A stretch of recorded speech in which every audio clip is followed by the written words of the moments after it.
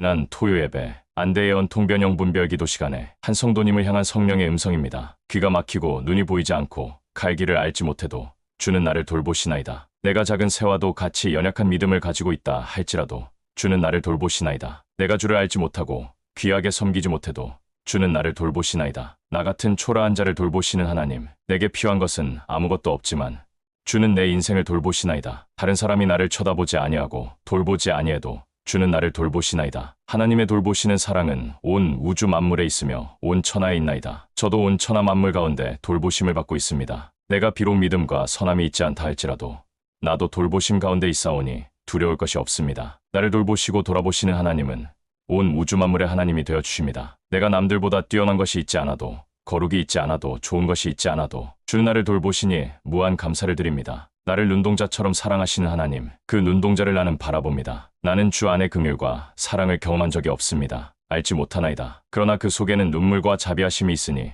주는 나를 돌보시나이다. 내가 어딜 가도 사랑하시는 아버지, 내가 귀한 자녀가 되지 아니하고 연약한 인간이라 할지라도 주는 나를 돌아보시나이다. 내가 주 앞에 고개를 들 수 없나이다. 나를 생각하시고 돌보시는 하나님이여, 나를 기억하시고 끝까지 사랑하시는 하나님이여, 하나님의 사랑이 내 안에 있고 내 삶이 있나이다. 이제는 하나님을 가까이 알고 보기를 원합니다. 그전에는 그런 하나님을 알지 못했으나 이제는 알 수 있게 되었사오니 놀라운 사랑을 알게 되었기 때문입니다. 나를 사랑하시는 하나님이여, 가까이서 나를 지켜보시나이다. 내 발이 땅에 닿기 전에 붙드시는 하나님이여, 내 머리가 나기 전에 세시는 하나님이여, 주는 나를 모든 것을 세워주시고 보시나이다. 내가 숨길 것이 없는 것은 나를 지으신 은혜를 내가 알기 때문입니다. 내가 평안함을 갖게 된 것은 주의 돌보심을 내 영이 알기 때문입니다. 나는 이제 인생의 평안함을 갖게 되었습니다. 신앙에 관계없이 주의 돌보심을 깨달았나이다. 전에는 믿음이 약하고 작은 자였으나 이제는 믿음이 자란 자가 되었으니 주의 돌보심을 보고 담대할 수 있음을 알게 되었나이다. 저를 용서해 주시고 사랑해 주셨으며 긍휼히 여기시며 귀하게 여겨주셨으니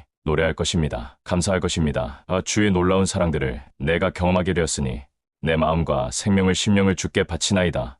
영광을 받아 주옵소서, 기쁨을 받아 주옵소서. 사랑해 주신 것 감사합니다. 나는 수혜자여 받는 자가 되었으니 범사에 감사드리나이다. 위에 아주 길고 긴 많은 내용 중에서 제가 일부만 설명드리자면, 내가 작은 새와도 같이 연약한 믿음을 가지고 있다 할지라도 주는 나를 돌보시나이다. 작은 새, 성경에서 작다라는 개념은 구원이 아닌 거듭남을 상징합니다. 작은 자라는 것도 거듭난 자를 의미합니다. 연약한 믿음, 마찬가지로 믿음 작은 또는 연약한 믿음도 거듭난 자의 믿음입니다. 놀랍게도 이 성도님은 최근 몇 개월 동안 구원에서 이탈되고 있었기에 제자의 직분을 박탈했던 성도님이었습니다. 구원 상실과 구원 이탈은 전혀 다른 것인데, 구원 상실은 구원 안에서 거듭남 밖으로 던져진 것입니다. 쉽게 말해 영적으로 불신자가 되는 것입니다. 구원 이탈은 구원 이전의 상태 곧 거듭남의 상태로 전락된 것으로서, 구원 상실은 우리 영에 계시던 예수님과 우리 마음에 계시던 성령님 두 분이 우리를 떠나신 것인데, 구원 이탈은 우리 영에 계시던 예수님만 우리를 떠나시고 우리 마음에 계시던 성령님은 우리를 떠나시지 않은 상태입니다. 영생의 과정은 거듭난 자가 구원을 받고 다시 영생을 받음으로써 천국에 들어가는 것입니다. 우리의 영은 하나님께 대한 순종성 곧 충성심 곧 믿음에 따라 가변성을 띠고 있는데, 거듭남이라는 작은 믿음의 상태는